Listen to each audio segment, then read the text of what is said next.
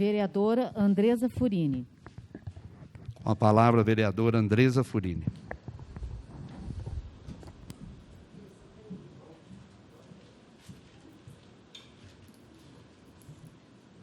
Boa tarde a todos. Cumprimento a mesa, a diretora, meus colegas vereadores, Bruninho, público, em nome do Bruninho, cumprimento o público aqui presente.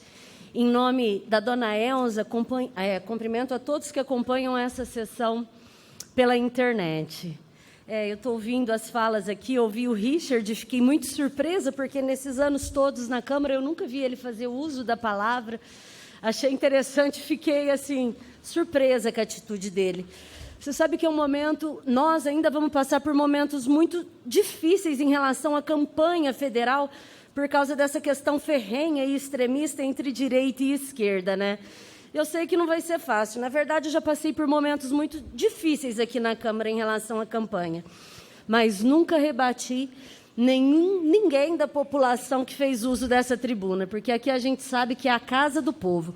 Aqui eles têm que ser bem-vindos e não rebatidos, né?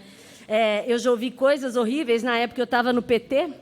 Eu ouvia falar que era uma cambada de ladrão, petralha, e daí para cima. Mas nunca usei meu cargo para rebater ninguém da população, porque aqui essa tribuna também é deles, né? Pessoal, eu também quero fazer uso da palavra e falar da Paula, né? E falar de uma forma assim, com muito carinho, prestar minha homenagem a ela, a nossa primeira-dama. Prazer ter conhecido ela, uma mulher linda, mas muito linda. Eu achava aqueles olhos verdes dela, aquela sensibilidade, aquele sorriso, e forte, muito forte, né? Uma guerreira. Então, eu presto a minha homenagem a ela.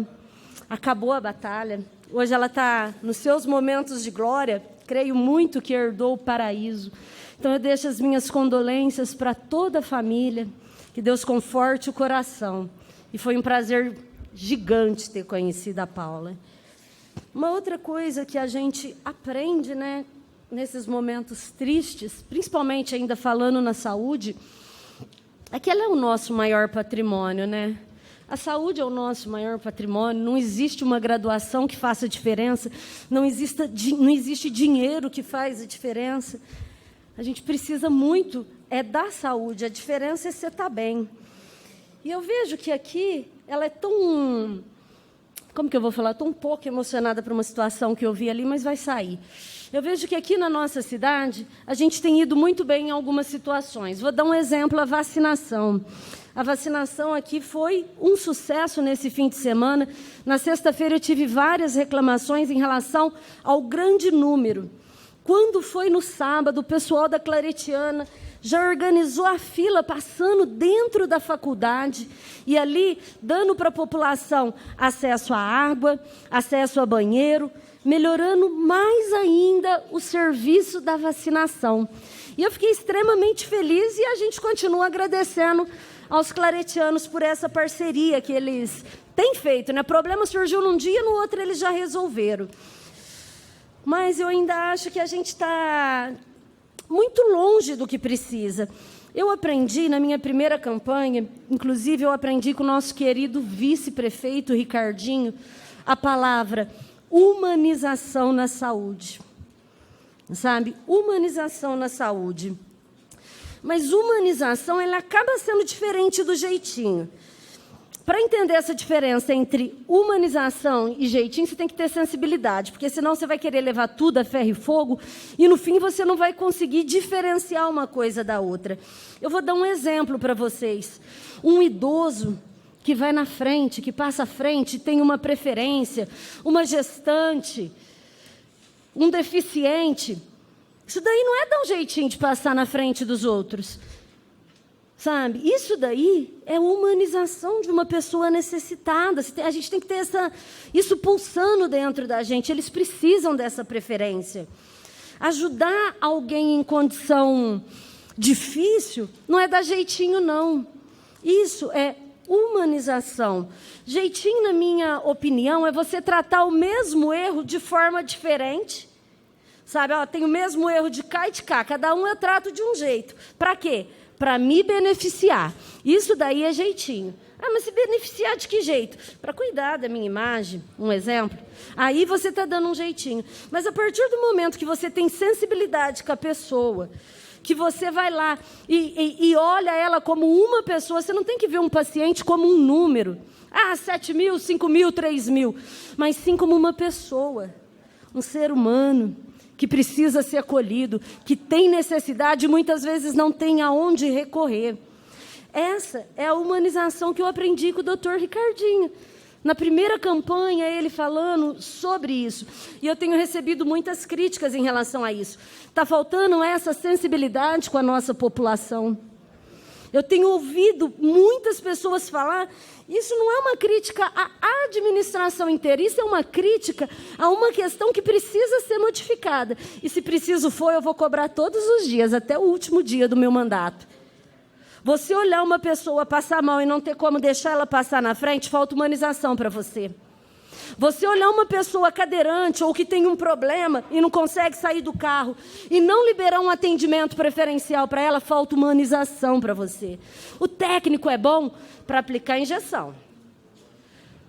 Para gerir todo o esquema de saúde, a gente precisa de um gestor que pensa no povo, que pensa no próximo, que vê gente como gente, não como um número. Números, sou matemática, não sou da área nem nada. Mas eu estou aqui para defender pessoas. E as críticas nesse sentido só têm aumentado. Ah, Andresa, mas me dá um exemplo. Você está falando isso baseado em quê? Consigo te dar um exemplo. Raio-X da UPA. Gente, está quebrado de novo. A gente precisa de uma atenção naquele raio-x da UPA.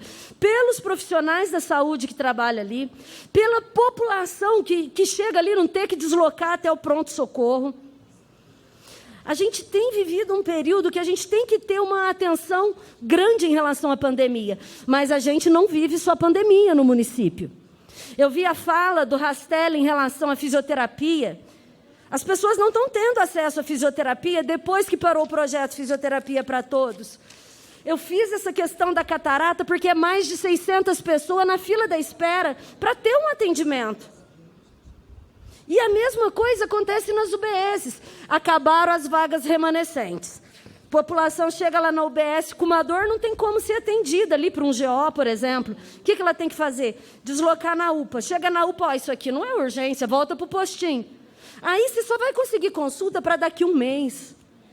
E muitas vezes a pessoa está com dó, está com dor. Ou seja, a gente precisa de uma sensibilidade e um acolhimento diferente para a nossa população. Essa pessoa, quando ela vai procurar ajuda do poder público, ela tem que encontrar. E é isso que eu estou fazendo na tribuna de hoje. Ah, Andresa, você está vereadora da oposição, você está crítica? Não, eu estou aqui como uma representante de um povo que tem reclamado que a gente não tem vivido só a pandemia, nós temos muito a agradecer em relação à vacinação. Aliás, eu acho que a gente tem sido um ótimo exemplo, 100% da cidade apoia.